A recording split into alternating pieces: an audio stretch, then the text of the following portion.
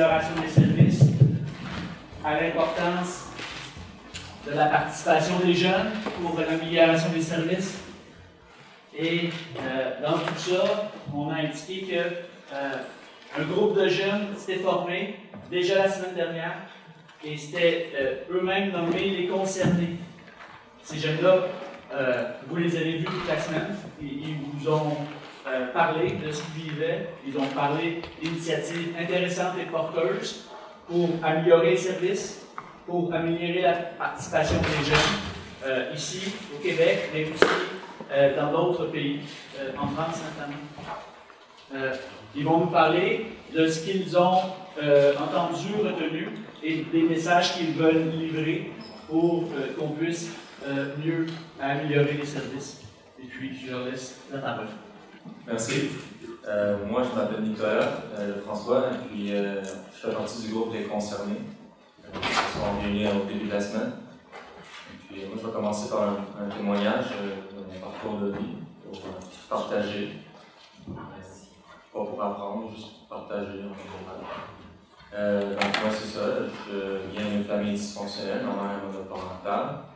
Elle considère que sa job, c'est Farmerville sur Facebook. C'est fort très bien pour le réalisme. Et puis, mon beau-père, lui, il est bipolaire, et puis il est aussi pervers narcissique, ma mère est dépendante affective. Fait que, disons qu'elle est dépressive depuis que je suis enfant. Donc, la pauvreté, je connais, et puis ça me touche. C'est pour ça que j'ai participé à des organismes avec chez Pops, qui vont aider les jeunes itinérants ou les jeunes en risque d'itinérance comme moi auparavant à s'améliorer, à survivre à tout ça, parce que chaque parcours est différent. Il y en a qui sont tous difficiles des fois. Ben, en fait, pour tout le monde, pas juste nous, les jeunes, mais pour tout le monde. C'est pour ça que j'ai pas écrit de papier, j'aurais dû écrire un papier pour... là, j'improvise totalement en 5 minutes. Premièrement, les diagnostics étaient tous plus ou moins pourris, selon moi, parce que, premièrement, ils ne prenaient pas le temps, le système était engorgé peut-être. Et puis, quand j'étais petit, c'était ma mère qui devait décrire les symptômes que j'avais. C'était pas moi qui avais le droit de m'exprimer.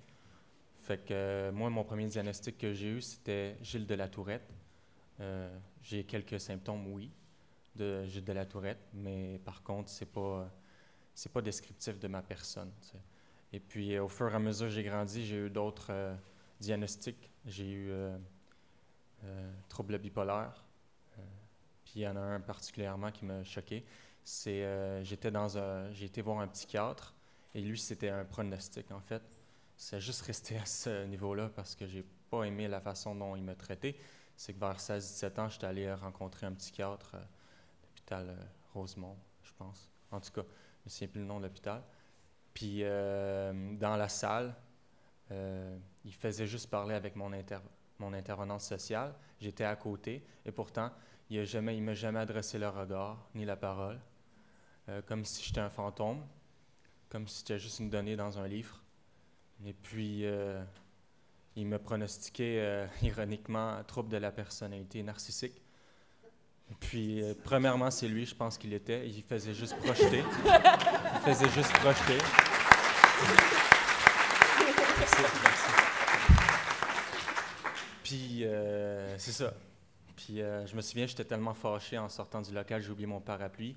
Il est sorti dans le couloir, il a dit « Vous avez oublié votre parapluie », même pas en nous adressant à moi et mon travail social, même pas à moi. Okay, merci. Puis il a dit, il a jeté le parapluie au lieu de venir le porter. Il l'a même pas déposé sur le bord du mur, il l'a un petit peu lancé, genre. Il l'a jeté sur le bord du mur, le parapluie est tombé. Pour ça, je trouvais ça particulièrement dégueulasse, là, comme s'il s'en foutait de nous, il voulait juste faire sa job. Puis c'est comprenable si on veut faire des jobs, on veut travailler, on veut pouvoir faire subvenir nos envies, nos besoins, nos désirs. Et puis, totalement comprenable. Des fois, il faut juste aller voir un petit peu au-delà de ça. Je pense que c'est le plus important. Ouais. Puis, dans le fond, c'est ça. Moi, je passe le message comme quoi chez Pops, il aide beaucoup. Mais pas juste il aide n'importe quel parcours de vie. Puis que des fois, le système conventionnel, il est correct.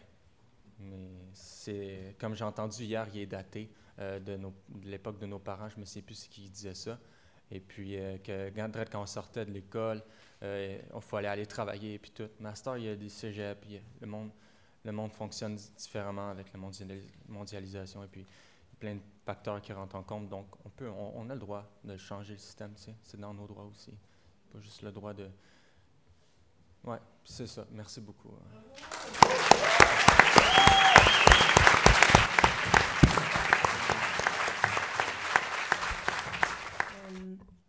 Moi, je voulais vous présenter aussi mon parcours. Donc, ça va être difficile pour moi de le faire en 5 minutes, puis je m'excuse pour ceux qui m'ont entendu hier. Ça va peut-être être répétitif un peu. En fait, c'est ça. Voici mon parcours à la DPJ. Donc, pour vous mettre en situation, je suis née le 25 avril 1989, comme vous pouvez voir. Et puis, ensuite, en 92, mes parents se sont séparés. Ma mère est devenue monoparentale, puis à ce moment-là, on vivait un peu plus dans la précarité économique et tout. C'était vraiment plus difficile pour ma mère aussi. J'avais la famille de ma mère qui nous aidait beaucoup, heureusement. Ça l'a beaucoup aidé. Puis c'est parfait, Fouzi, si tu glisses à chaque fois. À chaque fois, oui, ça va être parfait. Donc, on est en 92 encore, puis comme je disais, monoparentalité emmène beaucoup de défis. Et en 97, ça commençait à un peu moins bien aller à l'école. En fait, on m'a diagnostiqué TDAH. Ça n'était probablement pas un vrai diagnostic avec du recul aujourd'hui, mais bon, on m'a prescrit du Ritalin. J'ai vécu beaucoup de violence et été témoin de violence aussi. En fait, mon papa, il se faisait battre. Donc, quand on dit des fois qu'il faut changer de paradigme puis de voir les choses différemment, bien moi, mon père, c'était lui la victime de violence conjugale. Mais aussi, c'était de la violence qui était mutuelle aussi, où ce que lui aussi, parfois, il était violent, soit envers moi ou envers sa conjointe. Et puis, j'ai vu des choses qu'un enfant ne devrait pas voir et qui a de la difficulté à comprendre, étant donné l'âge. Et puis, j'ai été énormément intimidée aussi à l'école. Les gens n'étaient pas gentils avec moi à cause que j'étais différente. J'étais dans un milieu plus pauvre, à cause que des fois, je m'habillais pas toujours bien, à cause que je dérangeais, parce que j'avais des difficultés à la maison qui faisaient que je n'étais pas toujours disponible pour aller à l'école. Même si j'ai jamais eu de difficultés d'apprentissage, ça venait que j'avais des difficultés au niveau comportemental. Puis quand on dit qu'on est toujours dans l'observation des comportements, bien, encore une fois, il faudrait peut-être changer de paradigme puis voir que l'enfant est peut-être victime, en fait, plutôt que juste un trouble, juste des problèmes. Donc, pour moi, c'était vraiment, au niveau des traumas complexes, c'est vraiment ça. Donc, en 2000, ma mère était épuisée, elle a décidé de me placer. Donc, j'ai été dans une première famille d'accueil et j'ai resté là 1 mois. Ça n'a vraiment pas été long parce qu'on était 12 dans cette famille d'accueil-là. Puis, c'était à l'époque où il y avait des familles d'accueil et des familles d'accueil en réadaptation. J'ai transféré dans une autre famille d'accueil, puis j'ai resté là un bon bout de temps, pendant 1 an, pour finalement retourner chez moi en juin, chez ma mère. Les maisons complètes, 2 fenêtres, 1 porte, c'est chez ma mère. Puis les demi-maisons, c'est les familles d'accueil. Ensuite, ça s'est suivi un autre processus. J'ai été en famille d'accueil, j'ai été en centre jeunesse, j'ai retourné dans une autre famille d'accueil, j'ai été dans un foyer de groupe. Après, j'ai retourné dans un centre jeunesse où là, j'ai passé 10 mois. Et puis la grosseur des maisons indique la durée que j'ai passée aussi. Là, clairement, on s'entend, j'avais vraiment des difficultés au niveau de l'attachement, mais aussi, j'étais en adolescence où on veut aussi monter des relations, développer des relations, les relations amoureuses et tout. Puis j'étais vraiment un peu dans la dépendance affective où j'avais besoin d'avoir quelqu'un dans ma vie, quelqu'un pour me donner de l'affection, de l'attention et tout. Donc, après, ça allait mieux. Après le centre jeunesse, on m'a retourné chez ma mère. Ça a continué. J'ai fugué parce que j'étais vraiment pas d'accord. J'avais 14 ans. Mais j'ai toujours signé volontaire quand même. Puis là, à un moment donné, j'ai fugué, mais quand ils m'ont retrouvée le lendemain parce que je suis vraiment pas habile. Et puis ou sont trop bons, je sais pas. Je viens de Lévis aussi, Rive-Sud de Québec. Fait que c'est un petit patelin. Après, c'est ça, j'ai été en centre de réadaptation. Et ça allait mieux, donc là, on m'a envoyé en foyer de groupe. Ça allait mieux, on m'a retourné chez moi. Là, à ce moment-là, ça commençait à aller moins bien au mois d'octobre. Fait que moi, j'ai fait une demande volontaire. J'ai été dans une auberge du cœur. Ça n'a pas duré longtemps. Ils m'ont renvoyée tout de suite parce que je suis arrivée en retard et je n'ai pas respecté certaines conditions. Donc, ils m'ont renvoyée et ils m'ont envoyée au centre jeunesse. Mais là, en centre jeunesse, clairement, c'était pas une place pour moi parce que les difficultés de comportement n'étaient pas assez élevées pour eux. Fait qu'ils m'ont transférée en foyer de groupe. Après, ça allait mieux. Ils m'ont dit « OK, on va t'envoyer en famille d'accueil ». Là, la famille d'accueil, à un moment donné, je travaillais, j'avais 2 emplois. Moi, j'avais 16 ans, je suis partie à l'école aux adultes. Et puis, je travaillais au dépanneur au coin de la rue chez moi, je travaillais au Subway, j'allais à l'école aux adultes, comme je disais. Mais ça arrivait que je manquais des cours parce que j'ai préféré aller fumer du pot avec mes amis. Puis, j'étais en avance dans mes cours. Puis, j'ai jamais eu de difficulté. Fait que je prenais ça relax, tu sais. Fait que eux, ils n'ont pas aimé ça. Ils ont trouvé du pot dans ma chambre aussi. Puis là, ils ont dit « Ah, problème de consommation ». Puis après, dans le fond... ils ont aussi dit que j'avais un langage vulgaire, mais c'est parce que j'étais en opposition, parce qu'il fallait que je rentre à 10 heures. Fait qu'à un moment donné, un adolescent, quand tu as le goût d'expérimenter, tu as le goût d'aller coucher chez ton amoureux, tu as le goût de faire d'autres choses, c'est un petit peu normal que tu réagis à tout ça. Fait qu'ils m'ont envoyé en centre jeunesse, en foyer de groupe. Ça allait mieux. Ils m'ont retourné dans cette famille d'accueil-là une chance. Là, après, ils m'ont renvoyée au centre de réadaptation. J'ai fugué, j'étais vraiment pas contente. Là, j'avais 16 ans, puis j'ai dit « C'est assez le niaisage, vous allez arrêter de jouer au ping-pong avec moi. » Et j'ai dit non. Là, mon dossier a été judiciarisé et ils m'ont dit « Majorité ». Là, c'était la fin de ma vie. J'ai comme fait une dépression. C'était comme vraiment l'enfer. La pire chose qui pouvait m'arriver est arrivée. Mais j'ai joué le jeu avec eux. J'ai dit « OK, je vais faire ce que vous voulez entendre, ce que vous voulez que je fasse. » Puis j'ai joué le jeu. Fait que je suis partie en maison de thérapie. Fait qu'après, ils m'ont renvoyée au centre de réadaptation. Ça allait bien. Ils m'ont envoyé au foyer de groupe. Ça allait bien. J'ai passé en cours, puis j'étais allée en appartement. Fait que pour terminer, vous voyez le résumé. En 80 mois, au total, j'ai fait 6 familles d'accueil pendant 24 mois, 3 retours à la maison qui ont duré 21 mois, 6 foyers de groupe pendant 19 mois. J'ai été 7 fois en centre de réadaptation pendant un total de 16 mois, un centre de thérapie, 9 écoles, 5 psychologues, 4 médecins, 8 travailleurs sociaux, 4 psycho-éducateurs, 3 juges, 4 avocats. Je ne compte pas le nombre d'intervenants, d'éducateurs que j'ai pu rencontrer, etc., etc. Donc, stabilité, important. Merci.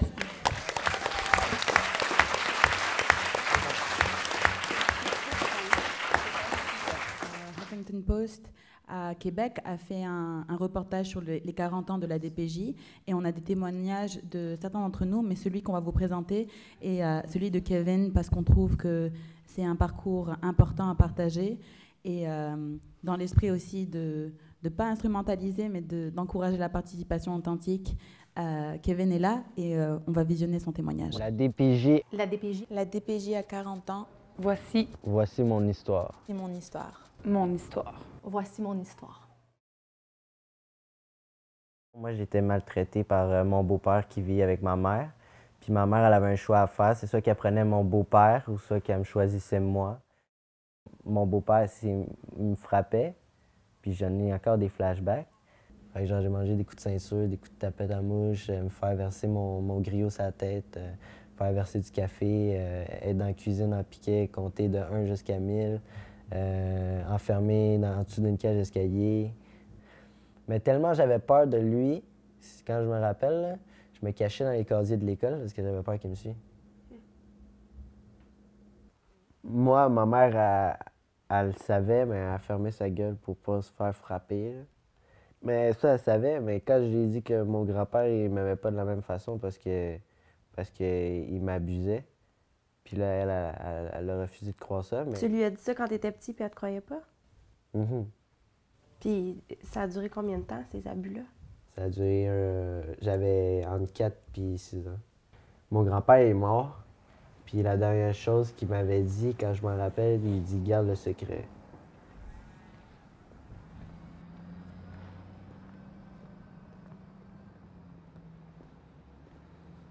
Quand j'avais 7 ans, j'avais des plaintes à l'école parce que j'avais des bleus. Fait que là, dans le fond, ils ont signalé, puis à un moment donné, j'étais chez moi, puis la DPJ a débarqué à la porte, puis ils sont venus me prendre. Puis par la suite de ça, ils m'ont envoyé en famille d'accueil.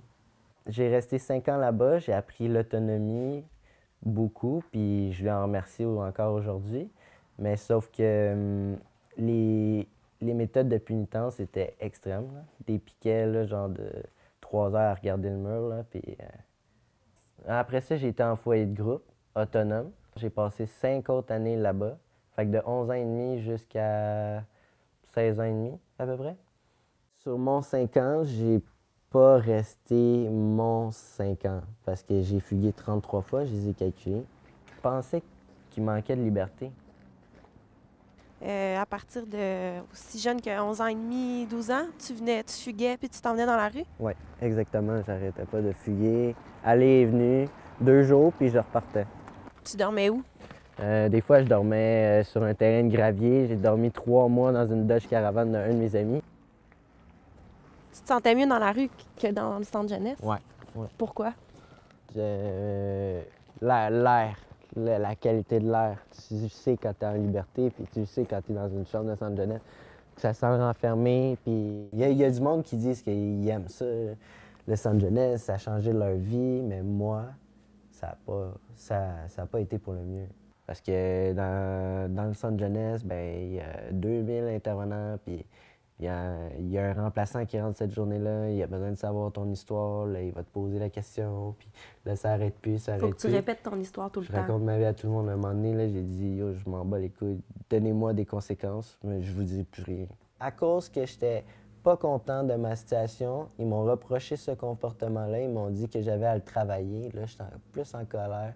Toi, ce qui te fâchait, c'est que tu avais l'impression que toi, tu étais puni, alors que c'est pas toi qui avais... C'est ça. J'avais pas de pouvoir sur ça. Fait que lui, il aurait dû faire de la prison. Ton beau-père? Ouais. Puis, ben, c'est moi qui ai fait 11 ans de centre jeunesse.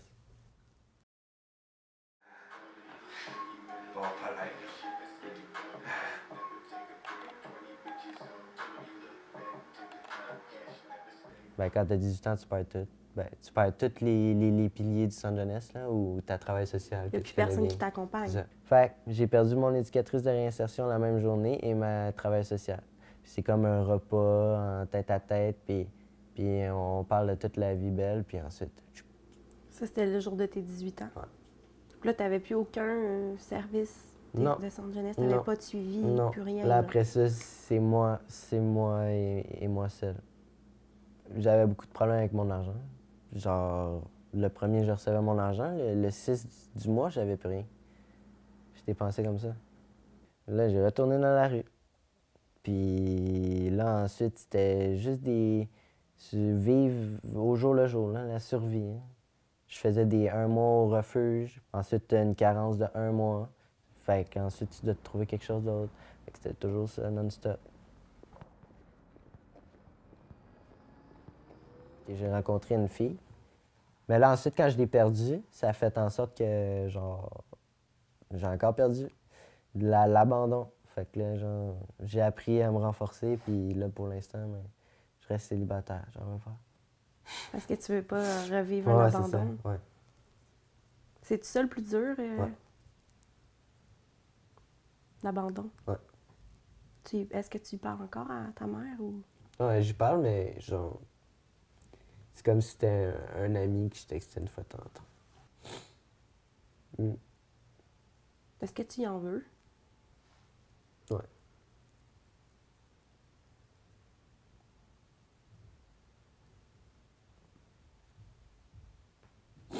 Ouais.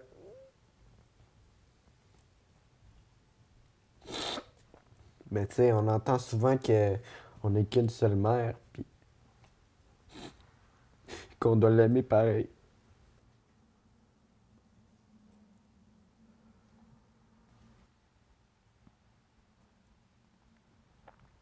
Mais dans le fond, j'ai jamais eu le temps de reposer. T'as jamais eu de temps de repos de ta vie? Un vrai combat chaque jour. C'est comme si jeune, je réalise pas qu'est-ce qui m'arrive. On te drop là, puis on te drop là, puis tu fais ton temps, tu mûris, man, on t'engraisse là, puis ok, c'est bon, cours en liberté, fais-toi chasser. Je cours après le temps. Chaque seconde est importante.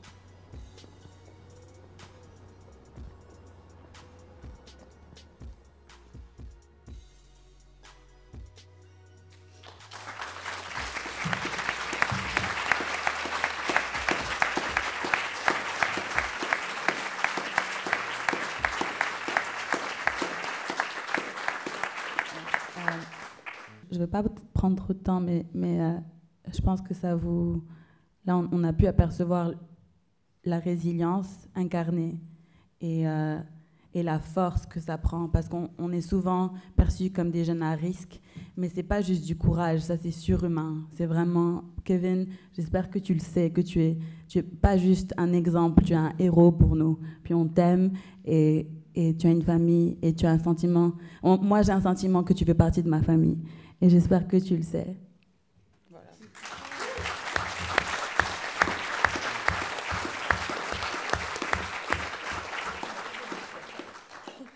Quelqu'un a des mouchoirs? Ouais, des grosses boules d'émotion. Bon, je vais continuer un petit peu sur un témoignage.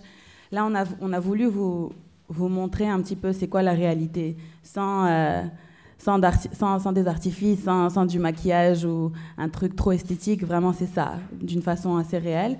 Et là, je vais vous parler un petit peu du parcours un peu plus positif et les aspects qui ont fait qu'on peut surmonter ces obstacles-là. Bon, moi, mon nom est Marcel Partouche et je viens aussi du système de la protection de la jeunesse. Mais je pense que j'ai été privilégiée d'avoir été aidée par des intervenants communautaires très tôt qui m'ont permis de trouver un refuge dans l'éducation. En fait, ma maman est décédée quand j'avais 11 ans et j'étais introduite au système de la protection de la jeunesse. Mon frère, ma sœur et moi avons pris soin l'un de l'autre clandestinement, étant mineurs, tout seul dans une maison, et je sens qu'il y a eu une petite faille dans le système, une petite couille. C'est un peu une erreur, dans le sens que on était autosuffisants. Je pense que la première année, on avait moins de à peu près 7 000 $ sur lesquels on a survécu. Je sais pas comment ce qu'on a fait, mais on a réussi à surmonter ça. Et puis je suis rentrée dans un lycée français à l'étranger, Marie de France. Donc j'ai fait tout mon parcours scolaire là-bas. Et quand j'ai atteint 15 ans et que j'étais au foyer d'accueil, on pensait qu'en fait, je rentrais au secondaire. L'attente de la protection de la jeunesse, je rentrais en fait dans l'équivalent du cégep en première.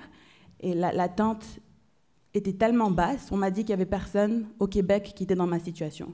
Donc on m'a mis dans une situation d'endettement tellement tôt, alors que j'avais un potentiel, et j'ai un potentiel, et une curiosité, une intelligence assez forte. Et ça, j'ai dû me combattre contre l'itinérance, j'ai dû me combattre contre des formes de violation de mes droits et de ma dignité à des niveaux que peut-être je ne suis pas trop confortable à partager en ce moment avec vous, mais j'ai aussi eu mon refuge au travers de l'école et de l'éducation.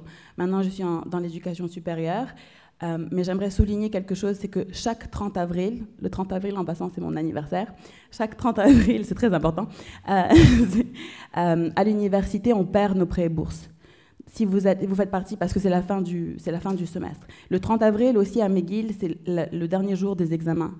Donc c'est virtuellement impossible d'être en même temps en cours, étudier, passer ses examens et pouvoir payer le loyer du 1er mai.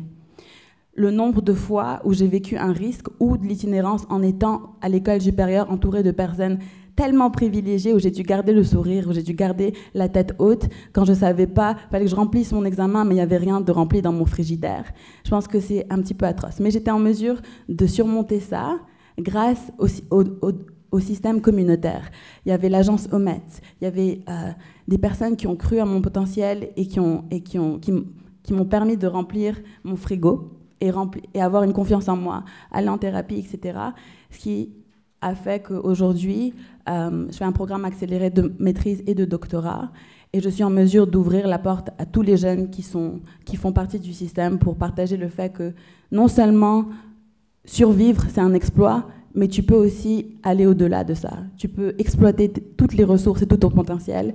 Et puis, il n'y a aucune limite. Et j'espère qu'en ouvrant la porte et en ouvrant le dialogue à l'excellence, autant qu'aux problèmes qu'on fait face, on va pouvoir avancer ensemble vers un changement. J'espère que l'année prochaine, dans cette colloque, ce ne sera pas moi qui sera assise, mais un jeune qui a vécu d'autant plus de difficultés, un autre jeune qui va décider de finir son secondaire, un autre jeune qui va décider d'aller à l'université et qui va sentir que non seulement il a le droit, mais que sa présence est nécessaire. Donc, c'est un petit peu la raison pour laquelle je prends la parole aujourd'hui. Et puis, j'espère que juste on va se concerter et communiquer un petit peu mieux pour arriver à trouver des solutions et donner aussi l'opportunité de réussir avec excellence sans baisser la barre. La barre doit être haute pour tout le monde et pour tous. Voilà. Dans le fond, je me représente pour ceux qui n'auraient pas été là cette semaine. Je m'appelle Émilie Roy, je suis une ancienne placée de la DPJ.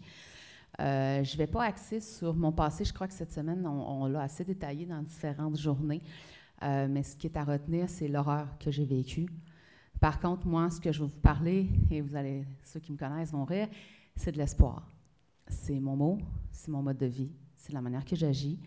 Et cet espoir-là, je ne l'ai pas découvert au fond d'une poubelle, dans le sens que ça ne m'est pas tombé dessus tout seul. Il faut qu'on aille la chercher en dedans de nous, avec des bonnes personnes aussi. Et moi, j'ai eu la chance de rencontrer il y a 4 ans. Alors, j'ai 32 ans.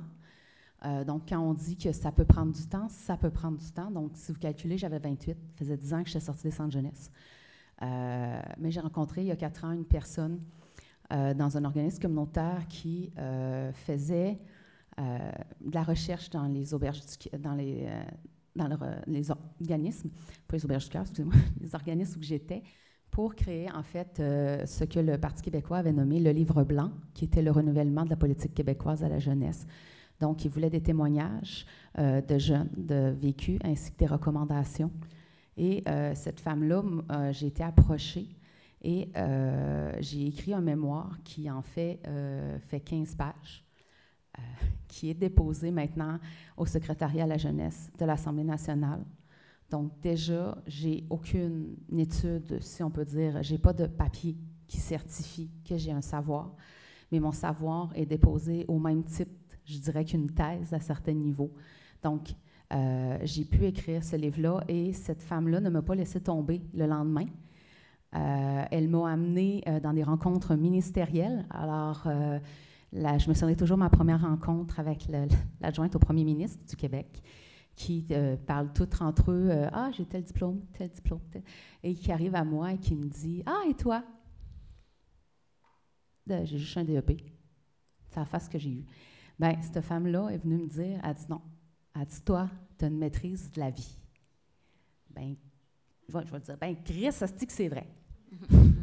Aujourd'hui, après 4 ans que je fais des implications, mon nom a été reconnu dans le communautaire, je veux dire, même dans la salle présente. Je crois que si je fais lever la main à tous ceux qui me connaissent d'un organisme ou d'un autre, je crois qu'on a au moins la moitié qui se lève.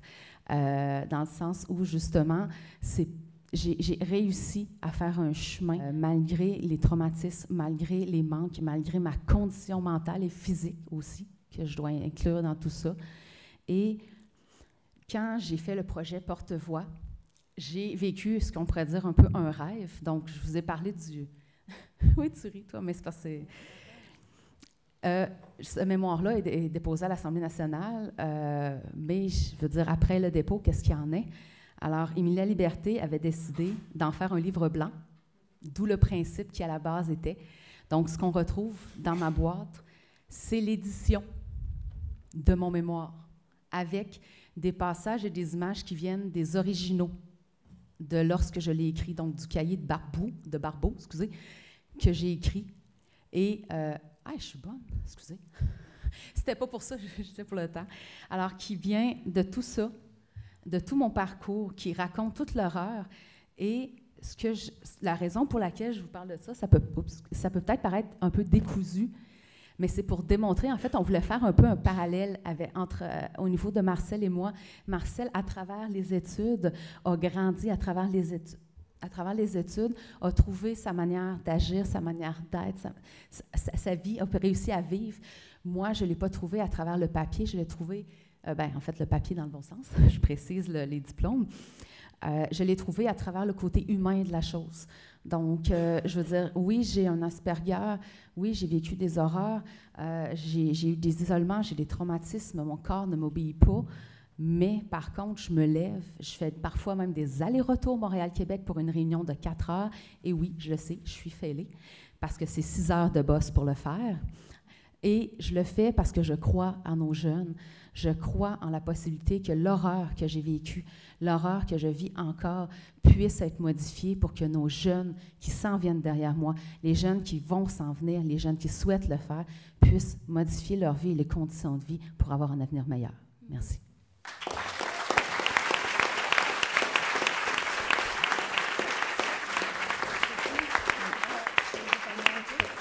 J'espère que c'était clair que notre objectif, en parlant de nos deux parcours, c'est pas de valoriser un plus que l'autre, mais c'est de vraiment donner l'opportunité et la chance à tous.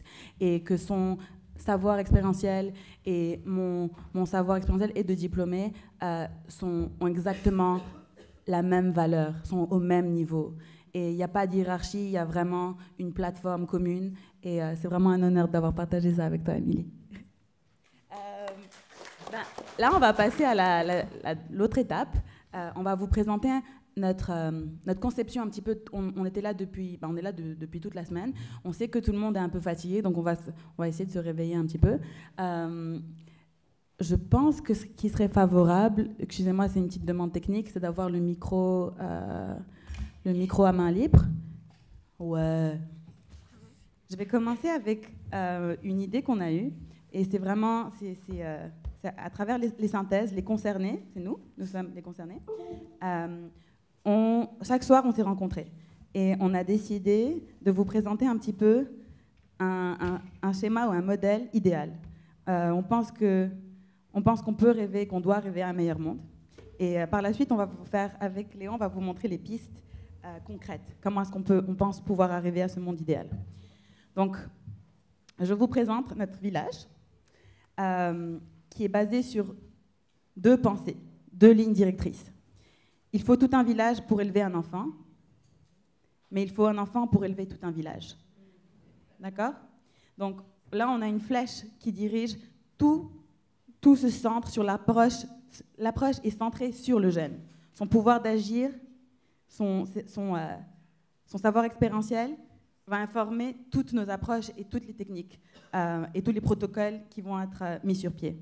Donc, on parle d'abord, en premier lieu, de la santé mentale et la santé physique, qui doit être informée par les dires et l'état du jeune, à la base, et non pas l'institution ou les experts qui décident d'instaurer ou d'être biaisés ou d'imposer leur perception. Par la suite, on va avoir la famille, la protection de la jeunesse. On se rend compte qu'en fait, la protection de la jeunesse joue le rôle de substitut de la famille.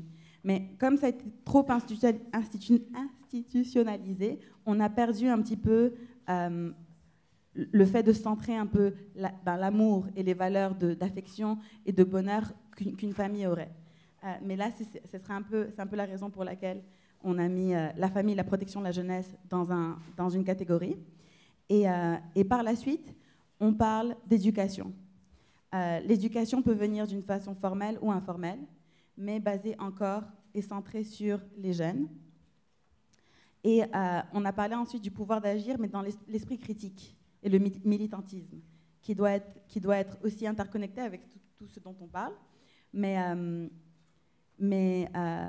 voilà. En fait, ensuite, on passe au social, au père aidant, au tissu social qu'on a besoin de fabriquer, à la communication qui a besoin d'être mise sur pied, sans nécessairement centraliser un pouvoir, mais en ayant un échange concret entre le domaine communautaire, entre les amis, entre même les institutions cliniques, mais vraiment avoir un tissu social qui centre encore le jeune dans toutes les approches.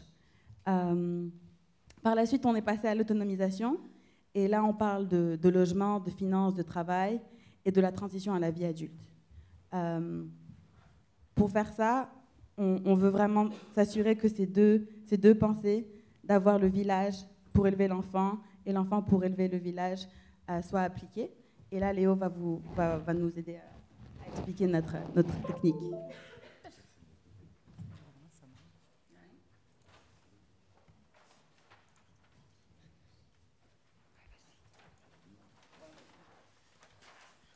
Ok, donc du coup, en fait, ce qu'on s'est dit sur les propositions, c'était qu'on n'allait pas faire une liste en fait, très longue de toutes les propositions qu'il faudrait faire pour améliorer le système, parce qu'on s'était dit que ça allait être très compliqué en fait, de mettre ça en place. Donc on a préféré, en fait, à partir de ce savoir expérientiel, en fait, partir sur les 3, 4, 5 grandes idées en fait, qui permettraient, pour nous en tout cas, de tout réformer d'un coup, entre guillemets, si on se réfère à ces principes-là. Donc on a un petit peu rêvé, mais on s'est dit, voilà, on va plutôt prendre en fait, des idées qui sont un peu matricielles, entre guillemets, et qui infuseront vraiment dans le système. Donc ça va vous surprendre, mais la première grande idée qu'on a, c'est la participation. La participation des premiers concernés. En fait, on s'est dit que les personnes qui étaient parmi les mieux placées en fait, pour faire changer le système, c'était ceux qui l'avaient vécu aussi de l'intérieur, et qu'en fait, depuis trop longtemps, en fait, on n'inclut pas suffisamment cette parole-là, et on ne la reconnaît pas assez comme une forme d'expertise, en fait. On s'intéresse à quelques paroles individuelles, mais on ne prend pas en fait, le temps de se dire il faut qu'il y ait aussi des collectifs comme celui qu'on forme là aujourd'hui, qui puissent en fait, eux-mêmes penser, réfléchir et apporter en fait, des solutions en fonction de leur expérience vécue. Donc on pense que ça, c'est un premier axe qui est très fort pour faire bouger le système, mais aussi pour faire bouger les pratiques quotidiennes sur le terrain, que c'est un outil d'accompagnement, en fait, le fait de pouvoir dire vous avez une parole collective, et cette parole collective, on a envie de l'entendre. Et donc l'exemple typique qu'on prend, c'est par rapport au comité de jeunes ou par rapport au conseil de vie sociale en France. On pense que le fait de rassembler les enfants dans des instances collectives qui sont portées par et pour eux-mêmes, en fait, ça permet aussi d'être un moyen de prévention des maltraitances. Ça permet aussi d'avoir des signaux faibles qui vont être entendus et qui vont être pensés. Parce qu'en fait, à partir du moment où vous entendez d'autres personnes qui sont placées comme vous dire tiens, moi j'ai vécu ça, en fait, d'un seul coup, si ça fait écho à ce que vous vivez, ça a beaucoup plus de sens, en fait. Et moi, je prends mon exemple personnel, il y a plein de choses en fait, que j'ai pu vivre et je n'avais pas l'impression en fait, que c'était très grave. Et c'est en fait en écoutant d'autres personnes le dire, sans forcément dire que c'est grave, en fait, mais juste en le disant, je me dis, mais en fait, on est déjà deux en fait, là, à dire ça. Peut-être qu'on est 3, peut-être qu'on est 4, peut-être qu'on est 5. Et à partir du moment où en fait, il y a quelque chose de collectif qui se crée, il y a une possibilité en fait, de changement réel. En fait. Donc voilà, ça c'était notre première proposition. Ensuite,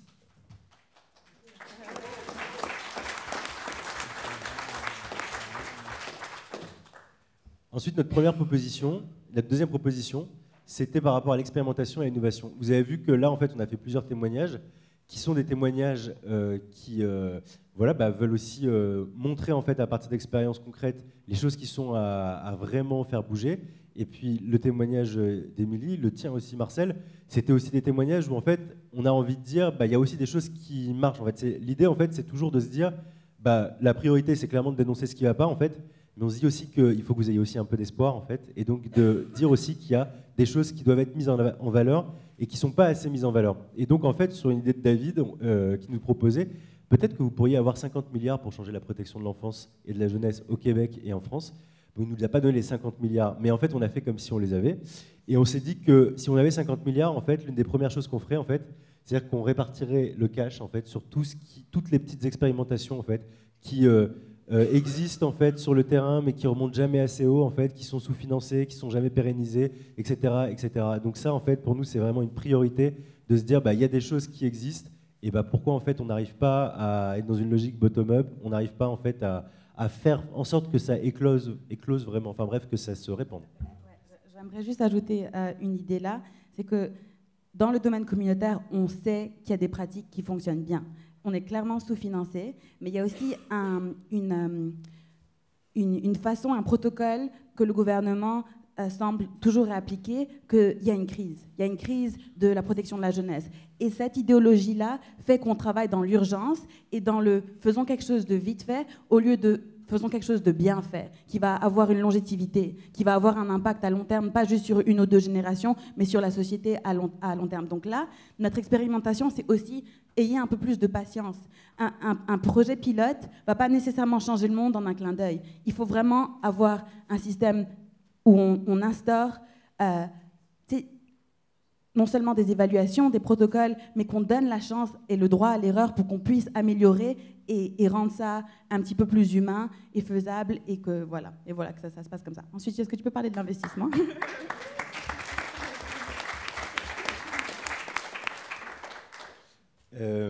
Juste avant l'investissement, je voudrais parler en fait de l'autre proposition qu'on avait faite, la troisième, c'était sur la connaissance et sur le fait qu'il faut vraiment investir dans la recherche, dans la formation, dans la connaissance, parce qu'en fait, on pense que le fait d'avoir des idées en fait qui soient portées, qui rentrent dans les pratiques, en fait, c'est aussi absolument central.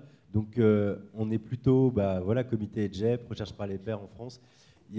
C'est aussi des choses en fait qui nous ont forgé en fait quand même mine de rien dans notre engagement, le fait d'être aussi dans ce paysage-là, le paysage de la recherche. Donc big up Martin Goyette, Pierrine Robin, Isabelle Lacroix, voilà, c'était notre troisième proposition. On pense que si on réfléchit à cadre constant en fait, on n'ira pas très loin en fait. Et donc il y a eu beaucoup de discussions avec Kim, est-ce qu'on peut pas avoir un truc un peu anarchiste, etc. Et on s'est dit qu'en fait, pour faire quand même plaisir à Kim, parce que je pense que l'idée c'était de dire il faut clairement changer le système, c'était de dire clairement en fait, on arrête de comptabiliser ça comme des dépenses en fait à court terme qui nous coûtent, etc. Et pour changer le cadre en fait, c'est de dire c'est clairement un investissement et on arrête en fait d'avoir une logique comptable en fait qui fait que du coup ça rend les gens malheureux et que c'est mauvais pour la société en entier quoi. Donc voilà.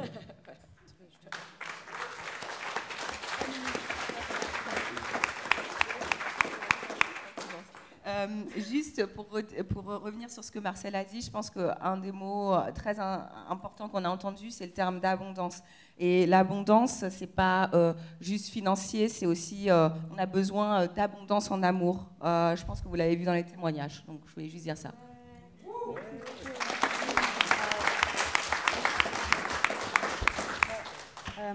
Je pense que, si on peut juste faire un petit résumé. Innovation, investissement. Avant, on a juste oublié le dernier point, en fait, de notre recommandation, qui était l'éducation et l'emploi. Donc, juste qu'on disait, en fait, que c'était important de ne pas oublier ça et de travailler toujours en intersectorialité et de s'assurer, en fait, que les besoins fondamentaux de base soient répondus, puis ensuite d'emmener les jeunes à aller vers une insertion socio-professionnelle, donc de les emmener et de les encadrer au niveau de l'éducation, mais aussi au niveau du travail. Puis je pense aussi à différentes approches alternatives et d'insertion socio-professionnelle. Puis juste pour mettre une statistique, parce que j'aime bien les statistiques, puis que ça vous parle, 91% des jeunes présentement placés ne connaissent pas les entreprises d'insertion socio-professionnelle. Donc, c'est à se questionner. Voilà. Merci Jessica. Ouais, c'est un effort de groupe. La vérité, on est aussi hyper fatigués, mais on va continuer on va finir à synthétiser ce qu'on a fait. Je pense qu'il y avait une idée centrale, c'était, ce serait bien de décentraliser le pouvoir. J'ai l'impression, on avait dit ça déjà auparavant, mais que le pouvoir, c'est quelque chose de difficile à partager. Mais si on est en mesure de vraiment faire ça à l'échelle intersectorielle et garder une communication fluide entre tous ces secteurs-là. Et je sais que ça paraît un petit peu abstrait, mais il y a des façons hyper concrètes de le faire. Être ici en ce moment, avoir l'occasion de prendre la parole, la prise de parole et la prise de conscience, et créer aussi un mouvement à l'international pour qu'il y ait des indicateurs qui soient normatifs de comment est-ce que la jeunesse qui est à risque ou la jeunesse marginalisée devrait être respectée, quelles seraient les normes, et vraiment tous faire un effort pour faire une application globale. Parce qu'il y a des pratiques qui sont faites à l'extérieur du Canada, et il y a des pratiques qui sont faites à l'intérieur du Canada qui marchent très bien, il y en a qui marchent moins bien. Mais s'il n'y a pas des concertations, et si on n'a pas l'opportunité de voir aussi au-delà des limites qui nous sont imposées, de pouvoir expérimenter, de pouvoir aller et genre juste vivre et concerter et voir qu'il y a des possibilités d'avancement, je pense que ça peut être aussi démoralisant. Donc c'est ça, commencer à une petite échelle, mais décentraliser le pouvoir, avoir une meilleure communication intersectorielle et vraiment arrêter aussi de juste faire du blabla. C'est très cool, mais éventuellement commencer à faire des plans d'action, évaluer les plans d'action et recommencer s'il y a des échecs. Et juste avoir une confiance en nous pour que nous, on puisse avoir une confiance institutionnelle accrue et qu'on arrête de vouloir être complètement détaché de la protection de la jeunesse parce qu'on a une amertume dans la gorge. On veut travailler ensemble, puis j'espère que vous entendez notre voix quand on le dit.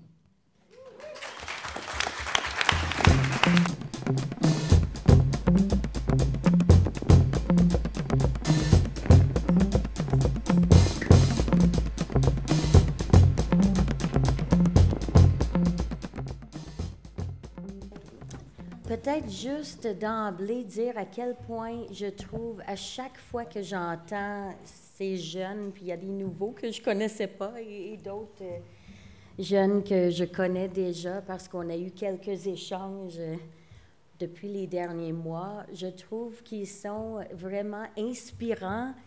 Ils sont des exemples de résilience, ils sont créatifs et s'il y a quelque chose qui nous rejoint tous, je pense à ce stade, c'est ce désir de faire quelque chose pour tous les autres jeunes, pour changer les choses, pour le bien-être d'autrui. Et c'est vraiment important cet aspect-là, à mon avis, parce que c'est en alliant toutes ces expertises, autant les expertises du vécu que l'expertise de la recherche, Martin est dans la salle, d'autres partenaires, l'expertise professionnelle et le vouloir politique. Je pense que c'est en alliant toutes ces forces qu'on va arriver à changer les choses pour les jeunes au Québec. Peut-être juste dire que je suis toujours très percutée aussi par les histoires. J'espère que mon maquillage n'a pas coulé. Je suis sûre que ça a coulé parce que je verse toujours des larmes quand j'entends des histoires difficiles, puis j'ai Kevin à côté de moi. C'est clair que je trouve ça terriblement touchant. Et il faut essayer de faire quelque chose collectivement pour infléchir ces histoires, pour qu'il y en ait moins d'histoires difficiles.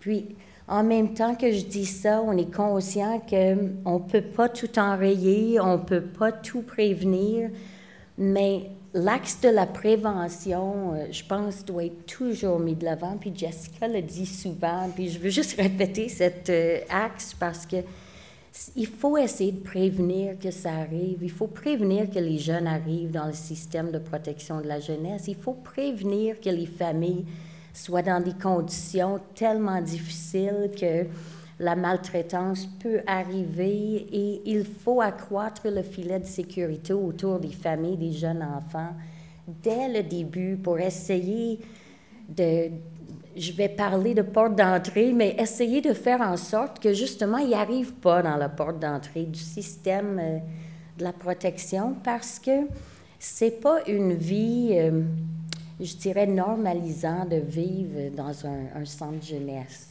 Je regarde ce que Jessica a raconté. En fait, c'est absolument fabuleux. Ce que j'ai vu à l'écran, c'est fabuleux dans le sens que tu as tout mis ça, ton parcours, dans une espèce de trajectoire. Mais c'est aussi fabuleux par le fait que ça n'a juste aucun bon sens. Ça n'a aucun bon sens qu'un enfant vive une instabilité pareille. Puis, oui, j'ai juste le goût de répondre rapidement. C'est que le plus fabuleux dans toute cette histoire-là, c'est que personne n'a pris le temps de s'arrêter pour le faire, ce parcours-là.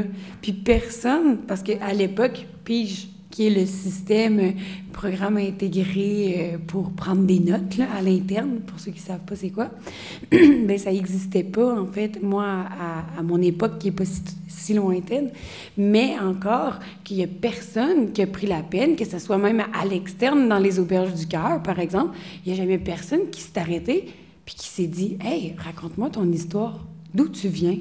Qu'est-ce que tu as vécu? » Il n'y a personne qui s'est intéressé à ça parce qu'on était trop concentré sur les comportements.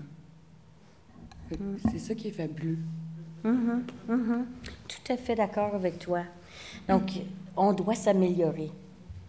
Donc, j'entends ces histoires d'instabilité, puis je vois Jessica qui est maman d'un jeune enfant qui réussit, 2 enfants qui réussit dans la vie, qui est éducatrice, qui étudie.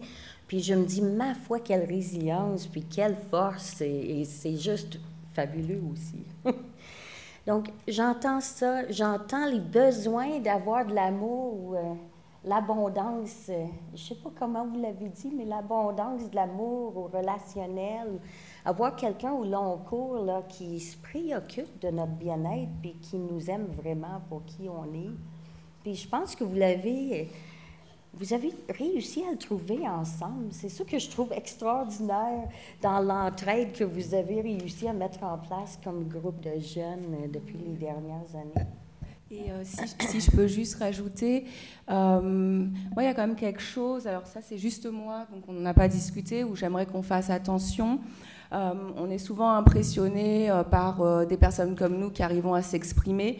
Et pour moi, il faudrait qu'on soit autant impressionné par ceux qui sont à l'heure actuelle dans la rue et qui galèrent juste de vivre, en fait. C'est déjà compliqué. Et donc, il ne faut pas qu'en fait, on devienne des modèles, des choses un peu... Voilà, il ne faut pas en fait qu'on se dise « Ah, bah, il y a ces jeunes-là qui ont réussi, alors le système, ah, bah voilà, en fait, on peut quand même réussir à s'en sortir dans la vie. » Il ne faut pas en fait que ça fasse l'effet inverse de ce qu'on veut faire parce qu'on ne représente pas les autres jeunes. Voilà. Tout à fait.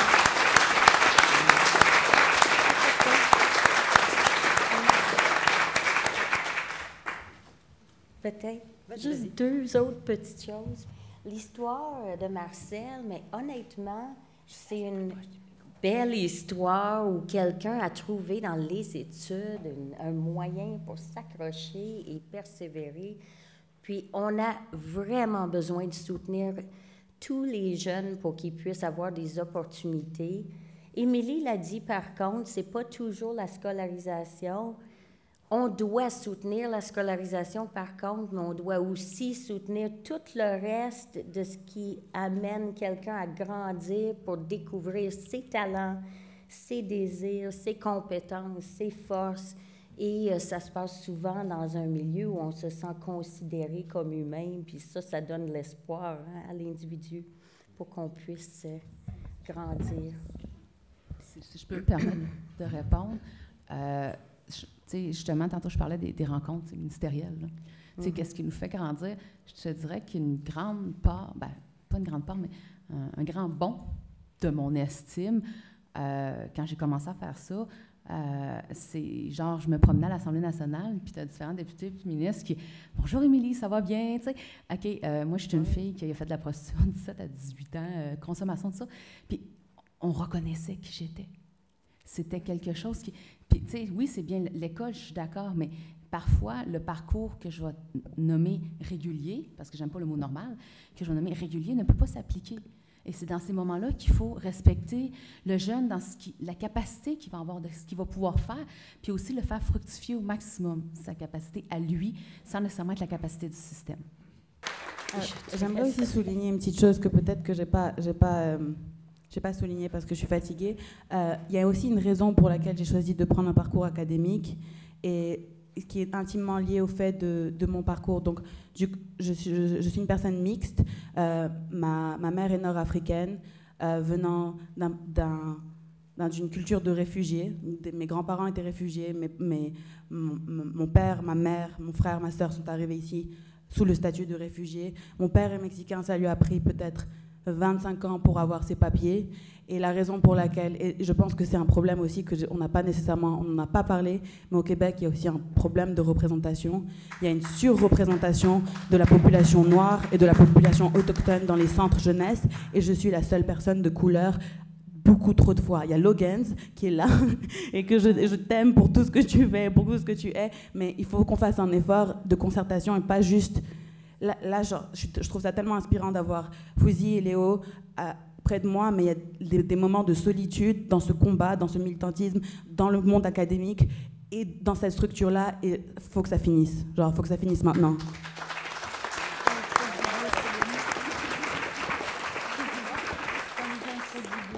Mais je voudrais juste dire quelque chose là-dessus, c'est qu'en France, en fait, on dit souvent qu'il y a le modèle républicain, etc.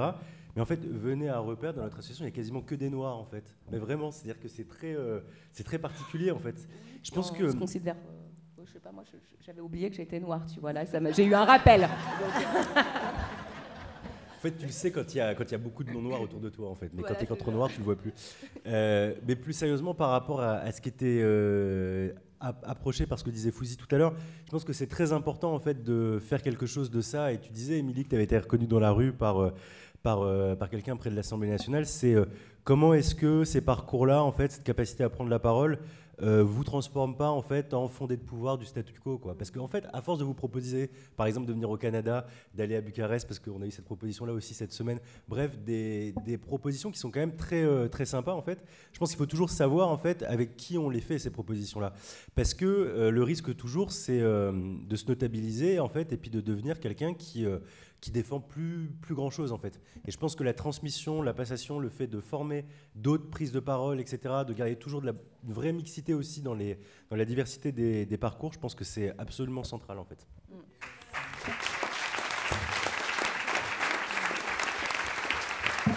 Et désolé. Juste pour finir là-dessus, nous, l'exemple en France, parce que bon, là, il y a nous qui sommes ici, mais notre association, elle est beaucoup plus diverse. Et c'est vrai qu'on accepte des jeunes qui ont des traumatismes tels qu'ils bégayent encore à l'heure actuelle. Et voilà, il faut attendre pour les écouter. On accepte les jeunes aussi qui n'ont vraiment pas un niveau de langage très élevé, qui sont aussi peut-être parfois, qui ont peut-être des réactions très bizarres. Et pour nous, ils ont autant de courage.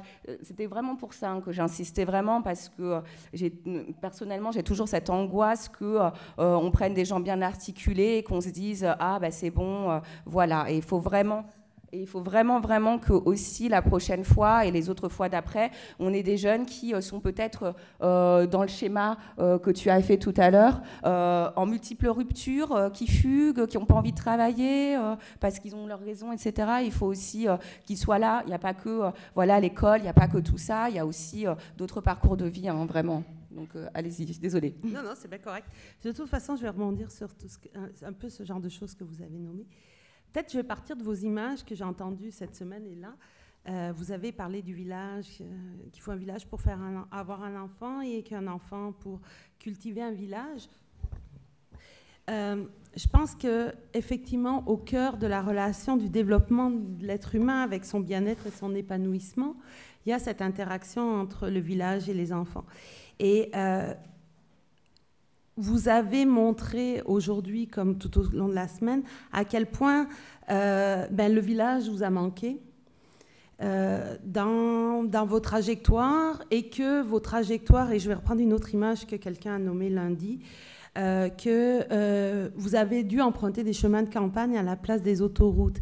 Je pense que le village qu'on vous a proposé, c'était une autoroute du mépris, de l'insécurité, de l'indignité, et que vous avez su construire des chemins de campagne où vous avez construit de la fierté et aussi de la dignité, et que ça, vous devez en être fiers. Et assurément, certainement que cette semaine-là, mais qu'il faut que vous construisiez des réseaux de chemins de campagne. Et ça aussi, et vous avez témoigné d'un souci éthique et politique de rejoindre les invisibles, qui sont encore, pas tout à fait encore à la table, mais qui font partout, qui sont aussi sur des chemins de campagne. Plus vous allez être diversifié, plus vous avez pouvoir être diversifié, donner des relais de parole, soutenir finalement un maximum de réseaux de chemins de campagne, plus je pense que l'autoroute peut être changée. Et d'avoir une autoroute qui soit plus sensible, qui soit celle de la reconnaissance de vos parcours, mais aussi reconnaissance de ce que la société doit offrir à tout individu qui est en son sein, en termes de qualité de service, en termes de qualité de relation, en termes de respect des droits et en termes aussi de soutien au développement de ces individus-là. Et dans vos ingrédients que vous avez nommés tout à l'heure sur la participation, par exemple, et j'ai envie de vous relancer, je pense que derrière cette participation et ces mécanismes de reconnaissance, il y a l'écoute. Comment vous offrir une qualité d'écoute dans les services jeunesse, mais aussi à la sortie? Comment construire et avec qui on construit de l'écoute de vos parcours, de vos chemins? Quand vous avez, et donc j'aimerais savoir comment vous l'envisagez, cette dimension-là. Dans l'expérimentation, vos parcours montrent que vous avez osé, pris des risques pour être quelqu'un. Puis maintenant, comment la société peut elle aussi oser prendre des risques? Les services peuvent oser prendre des risques pour vous amener, vous accompagner, expérimenter, innover. Et je pense que c'est ça aussi d'aller vous entendre sur c'est quoi les prises de risque que devrait prendre la DPJ par rapport à l'accompagnement des jeunes. Sur l'investissement, je ne peux pas trop dire parce que moi, je ne pourrais pas faire comme David, dire que vous offre 50 milliards. Mais combien tu avais proposé? 50? C'est bon. Je vais laisser cette proposition, mais je pense que au-delà de la dimension économique, c'est investir dans l'humain, investir dans les relations qui, à mon avis, fait aussi partie de ce qu'on ne vous a pas offert. L'abondance de l'amour tout à l'heure et de l'affectif, et quand on voit la trajectoire, et effectivement, ce schéma est magnifique, certainement pour des cliniciens, mais aussi pour des chercheurs. C'est révélateur de plein de choses, ça parle comme plein de stats ne pourraient jamais parler, mais c'est quand même assez formidable que ça soit toi qui sois obligé de le faire. C'est ça dit aussi comment la machine est une machine qui oublie l'histoire, qui se focus que sur du comportement, tu as beaucoup insisté là-dessus, et qui oublie les histoires, qui oublie les situations, qui oublie la temporalité. Et finalement, je pense que si on arrive à mieux écouter, travailler, et que vous aussi, vous soyez accompagnés dans qu'est-ce que vous désirez comme écoute, de qui vous voulez être écouté, et justement avec les risques d'instrumentalisation aussi, quelles sont les prises de risque que le système devrait actuellement porter, quels sont les investissements humains, économiques, sociaux et culturels qu'il faut pour arriver à ce que tout le monde ait une santé mentale, accès à de l'éducation, accès à des opportunités d'insertion qui soient celles que tout le monde ait choisies. Donc, dans ce contexte-là, vous avez au bout de cette semaine, puis avec des ingrédients, maintenant, c'est comment on peut les soutenir, les actualiser finalement. Qu'est-ce que ça voudrait dire de soutenir davantage de participation pour vous? Qu'est-ce que ça voudrait dire d'expérimenter? Puis là, ce n'est pas une colle, hein, vous n'êtes pas obligé d'avoir toutes les réponses, là, parce que si tout le monde ne les a pas eues, ce n'est pas une colle pour vous, mais vous entendre un peu plus sur ce que vous avez échangé, parce que ça, c'est la synthèse sur ce que vous avez échangé. C'est quoi vos idées, finalement, par rapport à tout ça? Alors, tu m'arrêtes, Jessica, si j'ai tort, mais on a discuté lundi notamment. Peut-être la première prise de risque, une des premières prises de risque, ça serait de re-questionner le langage qu'on utilise, de ne pas voir les enfants comme des clients. On n'est pas des clients d'un système, voilà.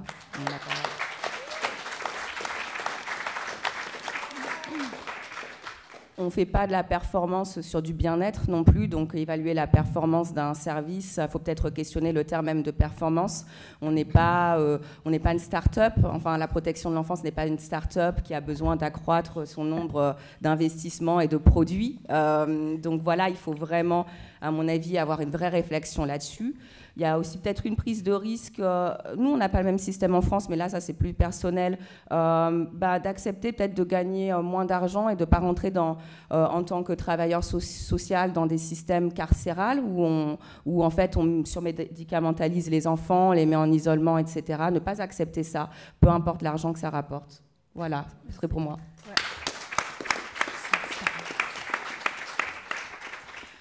En fait, c'est pas tant pour répondre à la question, mais une constatation, et je sais que cette phrase-là, vous ne l'avez pas dit de manière consciente, mais la question, c'est comment amener le jeune à devenir ce que tout le monde souhaite, mais pourquoi est-ce que le jeune ne peut pas devenir ce que lui-même le souhaite et que le monde devienne à son image?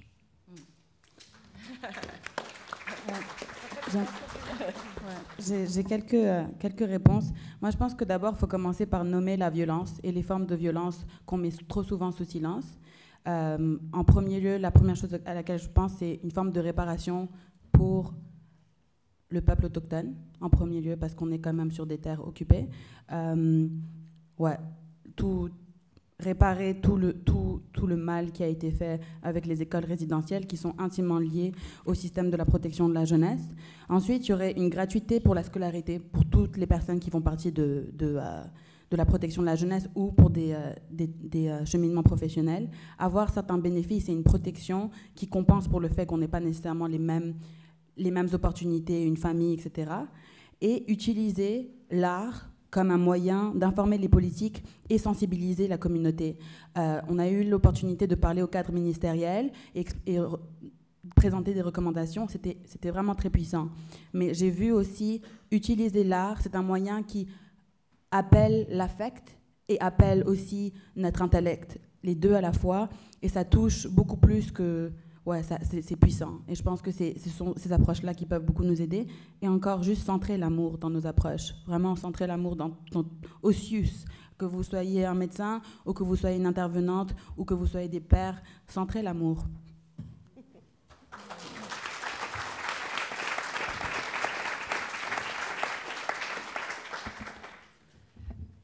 Moi, j'aimerais ça... je trouve ça vraiment drôle parce que notre village est très sectoriel, comme vous pouvez voir. Après, l'idée, c'est que c'était pour imaginer un peu notre phrase, en fait. Il faut élever un village, un enfant pour élever un village pour élever un enfant. Après, si vous regardez autour, chaque secteur y est présent. L'importance que les ministres se parlent. L'importance qu'il y ait des programmes qui soient faits en intersectoriel. Parce que si on regarde l'approche centrée autour du jeune, un jeune, il faut le voir dans sa globalité. Il faut le voir comme un tout. Pour moi, je fais une allusion, il y a une roue au centre. C'est un mouvement, c'est un dynamisme. C'est quelque chose qui est dynamique. Il ne faut jamais perdre cette dynamique-là. Il faut toujours que ce soit une roue en constante évolution qui va toujours être en mouvement. Parce qu'aussitôt qu'on arrête le mouvement, ça ne fonctionne pas. Donc, c'est important que ça soit transdisciplinaire, transsectoriel, appelez ça comment vous voulez, je ne sais plus. Mais bref, il faut que les gens se parlent, il faut que les gens montent des projets ensemble, il faut que le ministre de la Famille, le ministre de la Justice, le ministre de l'Éducation, le ministre de la Santé, il faut que ce monde-là se parle. Il faut qu'ils se rencontrent, qu'il y ait une table de concertation auprès de ces ministres-là pour qu'ils arrivent à une solution cohérente et concrète pour aider et soutenir nos jeunes. Parce que si on voit ça seulement sur un angle de la santé et des services sociaux, on échappe plein d'autres sphères. Fait que c'est important.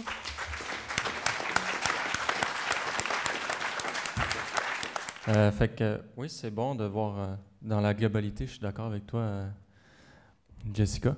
Puis voir dans la globalité parce que, comment je peux dire ça, on voit juste des symptômes petit par petit. On voit pas vraiment l'environnement derrière ces symptômes, les contextes. Les symptômes découlent tout le temps d'un contexte, hein, de l'environnement. Faut plus contextualiser, mettre ça dans un ensemble. Puis c'est sûr que c'est difficile quand c'est tout sectoralisé. Et puis, je suis d'accord, mais il y a trop de troubles différents. Il faudrait juste peut-être enlever le mot trouble parce que c'est pas un trouble, c'est juste une caractéristique de nous tous. T'sais. On a toutes nos propres caractéristiques. Et c'est facile de mettre un mot, mais c'est difficile de décrire exactement ce qui se passe derrière ce mot à chaque fois pour chaque personne différente. T'sais. Fait que moi, c'est mon opinion. C'est sûr que ça peut provoquer. Hein. Et puis, aussi, moi, j'aime ça dire à tout le monde un peu que je connaisse que le trouble qu'on devrait tout avoir, c'est le trouble de la personnalité authentique. Parce que tu sais, en plus, c'est même pas un trouble. C'est ça. C'est ça qui est ironique. Mais ça peut l'apporter plus facilement en disant ça. Aussi, le courage. Puis, je veux pas essayer aussi de faire passer un message ici, un effet. J'ai pas peur non plus de faire passer un effet contraire, tu sais, de comment vous percevez ce que je dis pour la santé en général. Pour moi, c'est pas ça. Ici, on parle de santé et la politique, c'est un autre sujet pour moi. Fait que moi, c'est ça. Le but, c'est pas de faire passer tel ou tel message, c'est juste de partager, qu'on reconnaisse ensemble, qu'on se reconnaisse, parce qu'on veut tout savoir, mais l'important, c'est pas de savoir, c'est de reconnaître. Puis après, c'est parce qu'on joue souvent, on devient jouer, on aime jouer à juger à cause de ces troubles, à cause de ces étiquettes-là. On essaie de se faire une opinion du mieux qu'on peut, mais tu sais, c'est ça, comme j'ai dit, on oublie la globalité. Et puis ça, c'était le plus important avant tout. Ça, c'est mon opinion encore. Fait que, mais merci. Puis le courage aussi, c'est pas juste les jeunes, mais c'est pas juste les adultes, c'est tout le monde qui en ont. Puis des fois, il y a des journées que tu vas avoir moins de courage, puis c'est normal, il faut l'accepter, ça. Le courage, il vient, il part. C'est pas dépendant de notre volonté.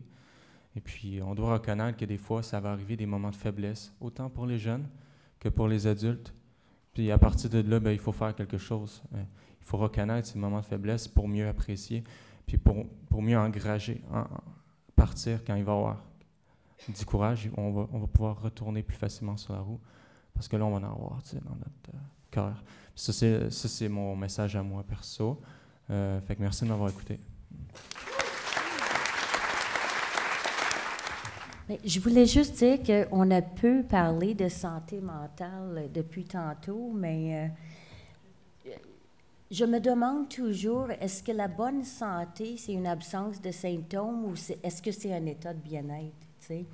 Puis, je suis très consciente qu'on est dans un réseau qui colle des étiquettes sur les gens, et ce que j'ai entendu des jeunes dans le forum santé mentale dernièrement, très haut et très fort, c'est: est-ce que quelqu'un peut m'aider et m'accompagner pour que moi, je trouve mon identité, mon espace de bien-être?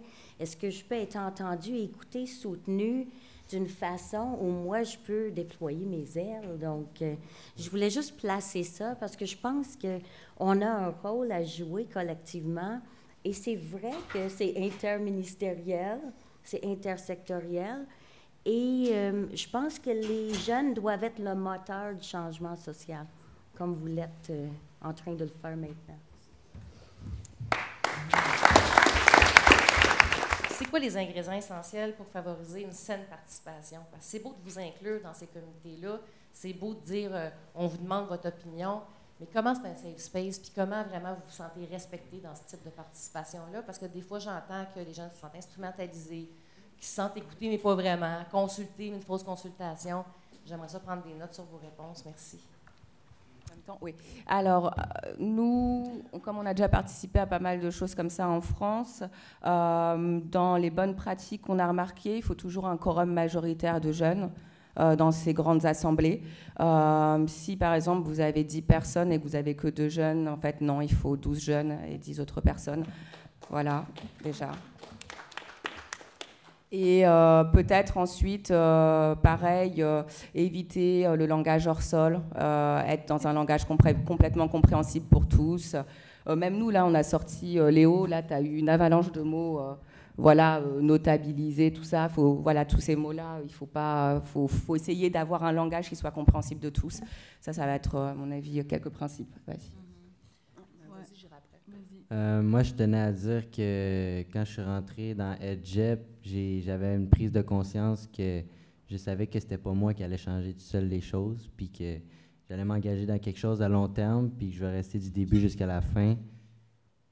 Puis que aussi, j'ai un rêve, c'est faire du rap, puis il n'y a personne qui va m'empêcher ça, parce que c'est ça que je veux. Fait qu'il n'y a pas de plan B, C, il y a juste le plan A.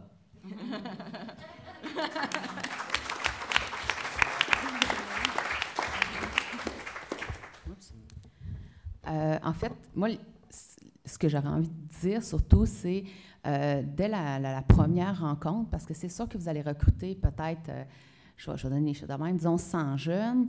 La première rencontre, il y en a 80 qui se présentent. Disons qu'à la deuxième, il y en a peut-être un peu moins. Mais je dirais, dès la première rencontre, c'est d'établir qu'est-ce qui est un safe space, excusez mon anglais, exactement pour votre gang de jeunes. Parce qu'on pourrait donner des indications, on pourrait donner des généralités, on pourrait donner tout ça, mais déjà, nous, à l'EdGep, dans les premières rencontres, bon, OK, vous donnez une idée, elle, j'y tirais à la tête, là, t'sais. Je n'étais pas capable d'endurer. Non, mais on s'entend là-dessus. Je veux dire, il y a des comportements, on est deux attitudes autoritaires. Je pense que c'est le terme que je peux utiliser. Et ça faisait des frictions. Donc, il faut que ce soit géré. Il faut que des fois, faut finir de s'arracher les cheveux pour que ça passe. Mais ça passe, je le confirme. Mais dans le sens, c'est ça, c'est vraiment avec la gang de jeunes que... Hein? Oui, non, nos cheveux sont repoussés. Excusez, je suis nerveuse aussi. Hein. Mais c'est ça, c'est vraiment avec la gang de jeunes que vous allez pouvoir avoir, que c'est définir qu'est-ce que c'est pour eux. Donc, est-ce que c'est au niveau des règles, je dirais, comme le respect, la confidentialité, tout ça, c'est des bases et je pense que tout le monde va les nommer, mais pour eux, justement, qu'est-ce que c'est? Puis ça va être vraiment ce qui va être essentiel. Là. Mais je pense qu'en fait, ouais. Puis de la pizza aussi, ça aide tout le temps. Ouais. Je pense juste pour compléter tout le monde est tellement magnifique, extraordinaire. Merci pour toutes vos réponses. Je pense arrêter de voir les jeunes comme une ressource, mais comme des individus. Au lieu d'essayer d'exploiter le plus de savoir que nous, on a besoin pour que ça puisse rentrer dans une recherche, voir vraiment à la base quels sont leurs besoins. Et je pense commencer à traiter les gens comme des humains et non pas comme des statistiques. Ça, ce serait vraiment bien pour une participation un petit peu plus authentique et aussi accepter que ça va avoir des différentes formes et que la forme doit être contextuelle aux besoins des jeunes. Donc si le jeune a besoin de pleurer pendant 15 minutes pour ensuite qu'on soit en mesure d'avancer dans notre programme, faut avoir cet espace thérapeutique qui est ouvert et être en mesure de discuter et accepter les différences. Ne pas partir avec le fait que j'arrive pour demander la participation du jeune avec une idée déjà préconstruite de ce que je veux avoir, mais accepter que peut-être la contradiction va être là, qu'on va pas tous avoir un même vécu, mais qu'on doit quand même avoir un échange, un espace d'échange sécuritaire et une ouverture au changement. En fait, c'est une demande que je veux vous faire. Je vous demande de ne pas cesser de nous soutenir à changer des cages et à changer notre propre cage. C'est tout.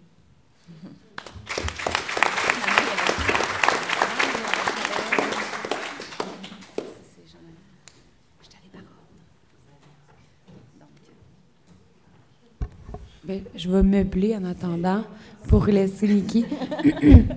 Mais... Oui, bonjour. Oui, je pense aussi que ça serait bien de reconnaître les efforts des jeunes, tout leur savoir expérientiel, mais aussi, je pense qu'il faut reconnaître financièrement aussi leur participation si on veut les impliquer davantage. Donc, je pense que...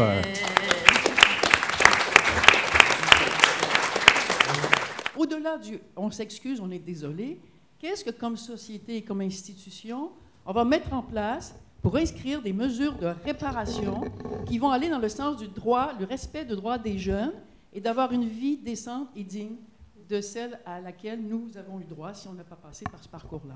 J'aimerais vous entendre là-dessus parce que pour moi, il y a une étape qu'on n'ose pas franchir encore au Québec. Je vais faire très rapidement, en fait. Je pense qu'en 2 phrases, ça peut se résumer. Peu importe la réparation qu'on voudra faire chez moi, il n'y a rien qui va réparer mon corps. Il n'y a rien qui va réparer ce que le traumatisme a créé chez moi. Vous aurez beau me donner 1 000 $, 1 million de dollars, je m'en calisse. Sérieux? C'est pas aujourd'hui que c'est le temps de réparer, c'était avant de prévenir. Mais tout de même. Mais tout de même, voilà. Je parlais dans le sens de pour moi, quand même. Voilà. Écoutez, moi, j'ai rien à dire là-dessus, juste que c'est la première fois que j'entends quelqu'un poser cette question. Donc, en fait, je trouve ça magnifique, mais j'ai même pas pensé parce que j'ai jamais entendu quiconque en parler. Moi, j'y ai pensé très longuement. La réparation, je pense qu'on peut commencer par quelque chose de financier. C'est déjà quelque chose que je pense j'avais parlé au niveau autochtone, ce serait vraiment bien de commencer par là, mais je pense qu'il y a des formes de réparation que l'État politique peut prendre et il y a de la littérature exhaustive sur le sujet.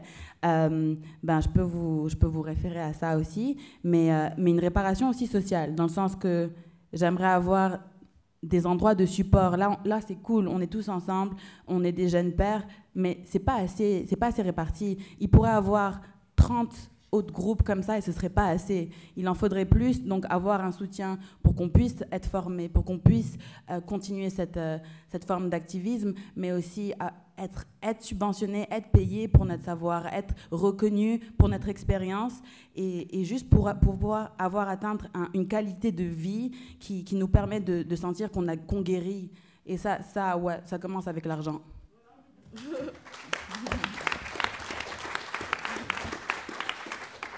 Pour parler d'argent, Logan me disait tout à l'heure quand vous avez dit... Non, je le dis quand même. Bon, je le reprends pour moi, alors laisse-moi, je te dis. Vous avez dit soutenez les jeunes, en fait, et il a dit commencez par leur donner du cash, et en fait, du coup, je pense que c'est vrai, commencez déjà par donner du cash, parce qu'en fait, hier, il y avait le RIC, il y avait Care Jeunesse, ils font un boulot qui a l'air formidable, en fait, ils n'ont pas de thunes, en fait. C'est quand même incroyable, c'est-à-dire que dire participation des jeunes, mais dans ce cas, déléguer réellement et donner de l'argent, en fait, c'est ça le nerf de la guerre. Et alors, sur la réparation, moi, je pense que clairement, en fait, le fait de passer à l'action judiciaire, le fait de taper au porte-monnaie, je pense que ça peut faire réfléchir aussi les pouvoirs publics, ça c'est clair.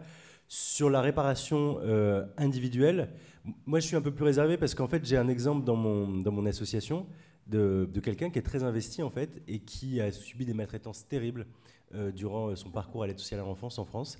Et il est en procès depuis plusieurs longues années contre l'État pour perte de chance, etc. C'est un parcours du combattant.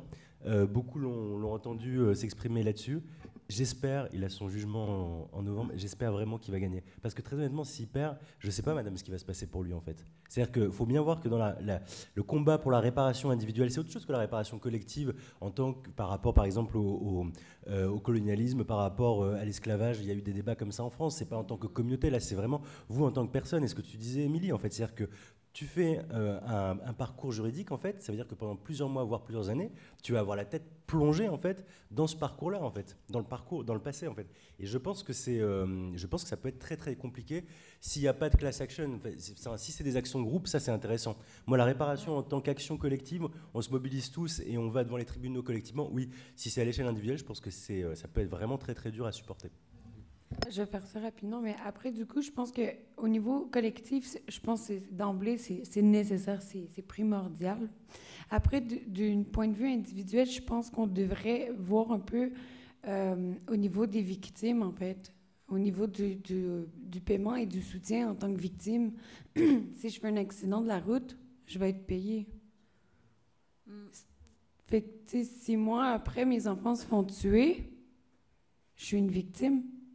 Mais c'est pas reconnu.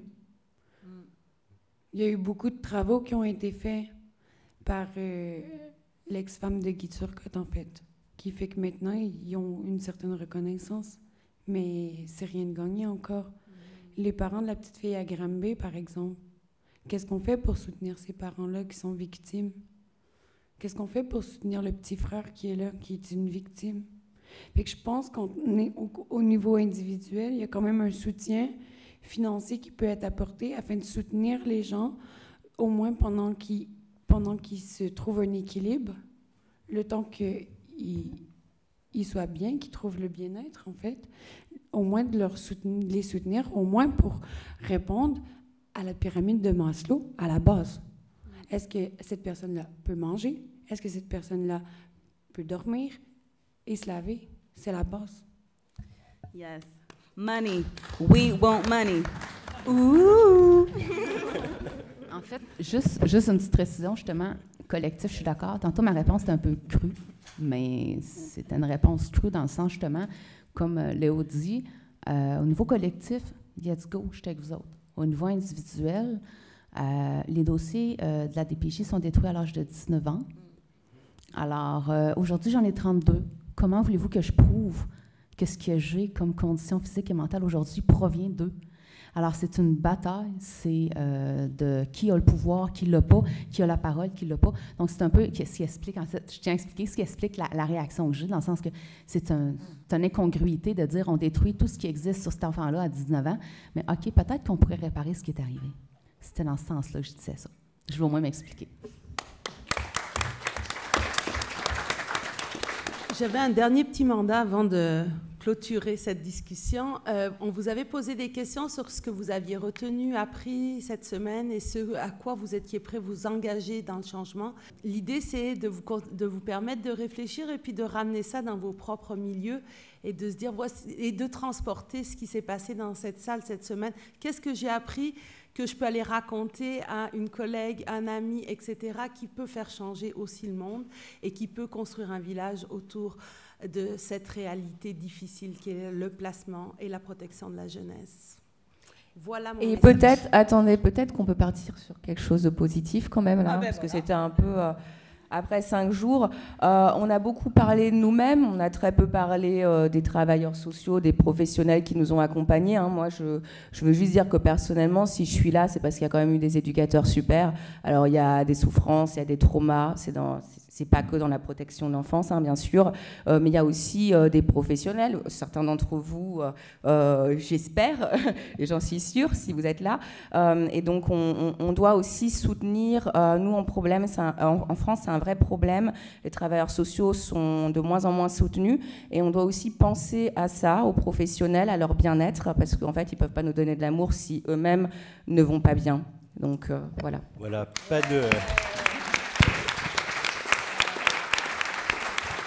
Je veux dire, on ne peut pas respecter en fait les besoins de l'enfant, les besoins fondamentaux de l'enfant si les conditions de travail ne sont pas suffisamment bonnes. Et en France, c'est un vrai sujet à l'heure actuelle et c'est le sens du message qu'on veut porter aussi. Voilà, donc on est tous d'accord.